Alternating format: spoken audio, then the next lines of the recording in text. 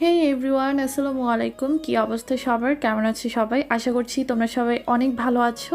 তো আজকে তোমাদের জন্য অনেক রিকোয়েস্টেড একটা ভিডিও নিয়ে চলে আসলাম। তো অনেকেই কমেন্ট করে বলো যে আনপ্লাকড আইব্রো নিয়ে আরও একটা টিউটোরিয়াল দিতে। সো আজকে সেই টপিকসেই হচ্ছে গিয়ে ভিডিও দিচ্ছি তোমাদের জন্য। যাদের আনপ্লাকড আইব্রো তোমরা যারা সুন্দরভাবে ড্র করতে পারো না, তাদের জন্য আজকে অনেক টিপস অ্যান্ড ট্রিক্স নিয়ে আজকের টিউটোরিয়ালটি থাকছে। সো কেটে কেটে না দেখে সম্পূর্ণ ভিডিওটি এতে করে কিন্তু তোমরা অনেক কিছু আজকে জানতে পারবে। তো ফার্স্টেই আমি নিচ্ছি আই ম্যাজিকের ব্রো পমেড। তোমরা তোমাদের পছন্দ মতো যে কোনো একটা পমেড ইউজ করতে পারো। সো এখানে আমি একটু ব্ল্যাক কালারটাই নিয়েছি, যেহেতু আমার হচ্ছে গিয়ে আইব্রোর কালারটা হচ্ছে ব্ল্যাক। সো আমি একদম অতিরিক্ত পরিমাণে কিন্তু ইউজ করব না, অল্প ইউজ করব। তো এখানে আমি ফার্স্টে স্পুলি ব্রাশ দিয়ে আমার আইব্রোটাকে সুন্দরভাবে ব্রাশ করে নিচ্ছি। তোমরা দেখতেই পাচ্ছ যে আমি কিভাবে ব্রাশ করে নিয়েছি। তো এরপর হচ্ছে গিয়ে আমি আমার আইব্রোটা ড্র করব।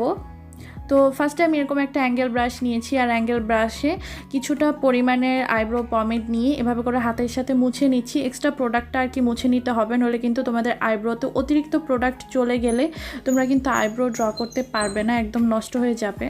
এরপর শেয়ার করছি যে তোমরা এই ব্রাশটাকে কিভাবে ধরবে।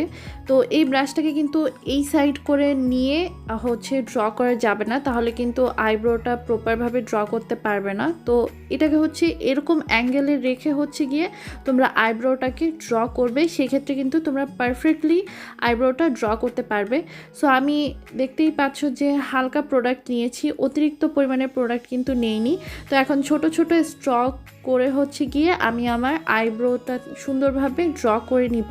তো দেখতেই পাচ্ছ যে আমি অল্প অল্প করে হচ্ছে গিয়ে লাইন দিয়ে আমি জাস্ট আমার ন্যাচারাল আইব্রো যতটুকু শেপের আছে ততটুকু ভাবেই হচ্ছে গিয়ে আমি রাখতে চাচ্ছি। তো এই জন্য হচ্ছে আমি এইভাবে করেই দাগটা দিয়ে নিব আগে। তো এরপর হচ্ছে নিচের লাইনটা হয়ে গেলে আমি উপরের সাইডে সেমভাবে স্পুলি ব্রাশ দিয়ে ব্রাশ করে তারপর হচ্ছে গিয়ে লাইনটা ড্র করে নিব। তো তোমরা যদি আইব্রোর ক্ষেত্রে আইব্রোটা আরও মোটা রাখতে চাও, সেক্ষেত্রে যেটা করবে, উপরের সাইড দিয়ে কিন্তু তোমরা আইব্রোটাকে মোটা বা চিকন করতে পারবে, কিন্তু নিচের সাইড দিয়ে যদি তোমরা আইব্রোটাকে মোটা বা চিকন করতে যাও, সেক্ষেত্রে কিন্তু আইব্রোয়ের শেপটা নষ্ট হয়ে যাবে এবং আইব্রোটা ন্যাচারাল লাগবে না দেখতে। তো দেখো আমি কিন্তু ভালোভাবে আমার আইব্রোটাকে স্পুলি ব্রাশ দিয়ে ব্রাশ করে তারপর হচ্ছে কি উপরের লাইনটাও ড্র করে নিয়েছি। এখন তোমরা একটা দেখতে পাচ্ছ যে সুন্দর একটা শেপে কিন্তু আমি নিয়ে এসেছি আমার আইব্রোটাকে। এরপর আইব্রোয়ের মধ্যে যেই খালি জায়গাটা দেখতে পাচ্ছ, এটাকে আমি অল্প অল্প প্রোডাক্ট দিয়ে ফিল করে দিচ্ছি যেন আমার আইব্রোটা দেখতে সুন্দর লাগে। আর এভাবে আইব্রোটা ড্র করলে কিন্তু অনেক ন্যাচারাল হয়। আর চেষ্টা করবে তোমাদের আইব্রোয়ের শেপ অনুযায়ী তোমরা আইব্রোটা ড্র করতে, এতেও কিন্তু আইব্রোটা অনেক বেশি ন্যাচারাল লাগে। এরপর আমি আইব্রোয়ের মাথার দিকে বা এই সামনের সাইডটাতে আমি এইভাবে করে হচ্ছে গিয়ে ছোট ছোট স্ট্র দিয়ে হচ্ছে আমি আইব্রোটাকে ফিল করে দিচ্ছি। তো আমি কিন্তু শুরুতে ওইখানে একদমই কোনো প্রোডাক্ট লাগাইনি, তাহলে কিন্তু আমাদের আইব্রোটা বক্স হয়ে যেত, দেখতে ভালো লাগতো না, আর ন্যাচারাল আইব্রো মনে হতো না।